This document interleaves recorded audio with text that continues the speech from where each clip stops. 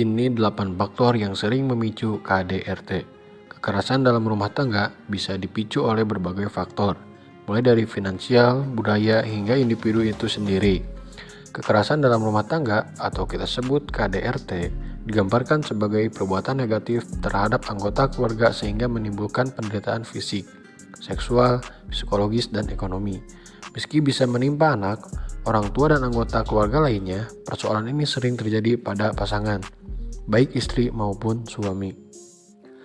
Ada banyak faktor yang melatar belakangi KDRT.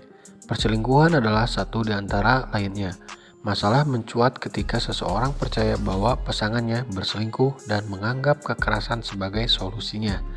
Beberapa faktor pemicu lainnya yaitu 1. Masalah mental, kecemasan, depresi, ketergantungan obat, gangguan kepribadian antisosial, dan skizofrenia bisa membuat hubungan keluarga tidak stabil. Jika tidak segera ditangani, kekerasan terhadap anggota keluarga bisa menjadi konsekuensinya. 2. Kemiskinan dan pengangguran. Masalah finansial tentu amat mempengaruhi kesejahteraan sebuah rumah tangga. Hal inilah yang bisa menjadi pencetus utama terjadinya KDRT. Memprihatinkannya lagi, korban kekerasan seringkali tidak memiliki sarana untuk melarikan diri dari situasi tersebut. 3. Pendidikan. Di seluruh dunia, pendidikan bisa membuat perbedaan besar dalam tingkat KDRT. Hal tersebut berkaitan dengan pengambilan keputusan dalam aspek-aspek berumah tangga. Mereka yang berpendidikan rendah cenderung membuat keputusan-keputusan yang kurang matang dan kurang mampu mengendalikan emosi. 4. Menikah di usia muda. Individu yang menikah di usia muda cenderung belum punya keterampilan yang mempunyai dalam mengasah anak. Akibatnya, mereka rentan mengalami agresi, amarah, frustasi, hingga depresi.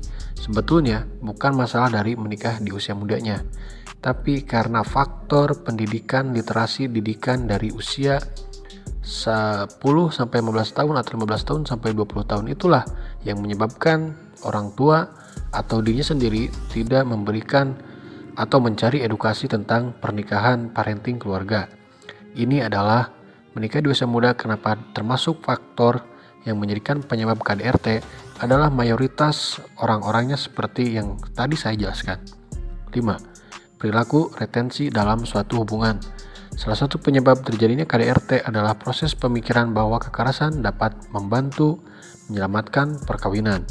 Banyak pasangan melakukan KDRT karena mereka pikir ini adalah satu-satunya cara untuk mempertahankan pasangannya. 6. Faktor budaya. Ketika dua orang dari budaya yang berbeda memutuskan untuk menikah, mereka seringkali abai untuk mengenal budaya satu sama lain.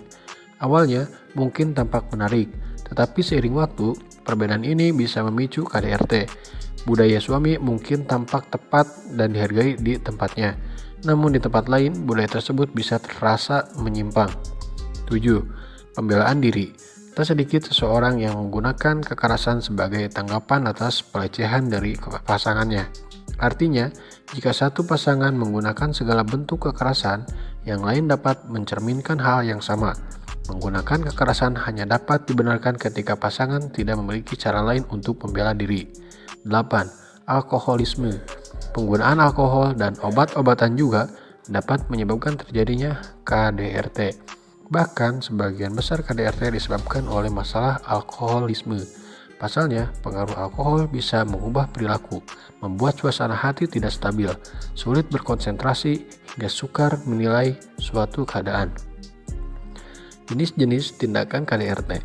Kekerasan dalam rumah tangga dapat terjadi dalam berbagai bentuk, seperti 1. Kekerasan seksual seperti pemerkosaan, perilaku yang merendahkan, perselingkuhan, atau eksploitasi. 2. Isolasi anggota keluarga, seperti melarang bertemu keluarga, teman, atau menghadiri acara sosial. 3. Kekerasan fisik seperti menendang, memukul, menyundut, melakukan percobaan pembunuhan. 4. Menghilangkan kebebasan dengan mengendalikan pilihan anggota keluarga. 5. Kekerasan psikis yang mengakibatkan ketakutan, hilangnya rasa percaya diri, hilangnya kemampuan untuk bertindak, rasa tidak berdaya, hingga penderitaan psikologis. 6. Pasangan mengendalikan penuh atas pengeluaran dan pendapatan atau menghambur-hamburkan uang untuk hal-hal yang tidak penting. 7. Kekerasan verbal seperti menggunakan kata-kata untuk mengancam, menyalahkan, atau merendahkan anggota keluarga. Jika kamu mengalami masalah rumah tangga, jangan ragu untuk hubungi psikolog untuk mendapatkan solusi. Semoga bermanfaat. Saya Bos Mim, salam memberantas kebodohan dan kemiskinan.